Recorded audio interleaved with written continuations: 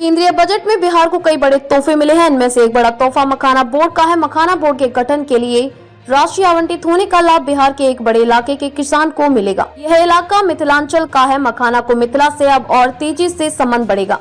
किसानों को भी मंच मिलेगा। इससे मिथिला की सूरत ही नहीं बदलेगी बल्कि बिहार को भी समृद्ध बनाने में सहायक साबित होगा। बोर्ड के गठन से मखाने की खेती और बाजार को अधिक लाभ मिलेगा। छोटे छोटे किसान भी अब आधुनिक मशीनों का प्रयोग कर मखाने का उत्पादन और प्रोसेसिंग क्षेत्र में स्वावलंबी बनेंगे।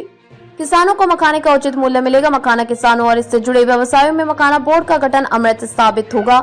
मखाना बोर्ड के बनने से इसके व्यवसाय को अंतर्राष्ट्रीय स्तर पर गति मिलेगी। किसान और व्यवसायी अब बेहतर निर्णय लेने में सक्षम होंगे। इसका अब प्रमुख डेटा स्रोत मिलेगा जो सदैव सुरक्षित और नियंत्रित रहेगा।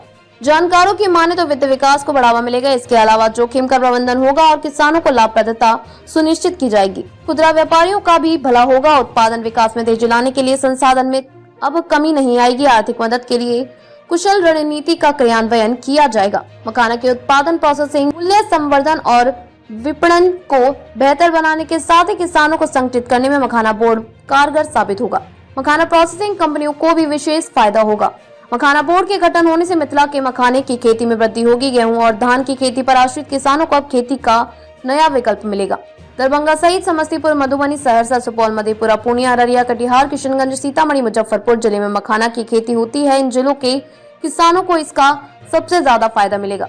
बता दें कि दरभंगा जिले में 875 सरकारी और गैर सरकारी तालाब से प्रतिवर्ष 7,421 टन मखाना गुड़ी का उत्पादन होता है। इसकी खेती से 1,25,000 परिवार सीधे तौर पर जुड़े हैं। यहाँ से America, Australia, France, Japan, England आदि देशों में मखाना निर्यात किया जाता है। मखाना बोर्ड के गठन के होने के बाद निर्यात में तेजी से बढ़ोतरी होगी और अर्थव्यवस्था को मजबूती मिलेगी। युवाओं में नए रोजगार के अवसर मिलेंगे। बिहार में फिलहाल लगभग 35,000 हेक्टेयर में मखाने की खेती होती है। 25,000 किसान इससे जुड़े हुए हैं। देश में सबसे अधिक मखाना उत्पादन करने वाला राज्य बिहार है। हाल ही में पटना में आयोजित मखाना महोत्सव में कृषि मंत्री मंगल पांडे ने कहा था कि मुख्यमंत्री नीतीश कुमार के निर्देशन पर मखाना का उत्पादन बढ़ाने को लेकर प्रयास किए जा रहे हैं। सब्सिडी पहले से ही दी जा रही है। हमारा लक्ष्य है कि अगले 2-3 साल में 50 से 60,000 हेक्टेयर में इसकी खेती हो और 50,000 किसान मखाने की खेती से जुड़े। बता दें कि केंद्रीय बजट में घोषणा की गई है कि बिहार राष्ट्रीय प्रौद्योगिकी, उद्यमशीलता और प्रबंधन संस्थान स्थापित होगा। इस संस्थान में पूरे पूर्वी क्षेत्र में खाद्य प्रसंस्करण कार्यकलापों को पुरजोर बढ़ावा मिलेगा। इससे किसानों के उत्पादों के मूल्य संवर्धन से आमदनी बढ़ेगी। वहीं युवाओं को कौशल प्रशिक्षण और रोजगार के अवसर मिलेंगे। IIT पटना में छात्रावास की क्षमता को बढ़ाया जाएगा। पटना एयरपोर्ट की क्षमता बढ़ाई जाएगी। बिहार में नए ग्रीनफील्ड एयरपोर्ट बनेंगे। इसी के साथ देश के 88 एयरपोर्ट से छोटे शहरों को जोड़ा जाएगा। बिहार में मिथिलांचल से पश्चिमी कोसी नहर ARAM परियोजना के लिए सहायता मिलेगी। इससे 50,000 हेक्टेयर से ज्यादा खेती करने वाले किसानों को लाभ मिलेगा। गौरतलब है कि बिहार में इस साल विधानसभा चुनाव होने हैं।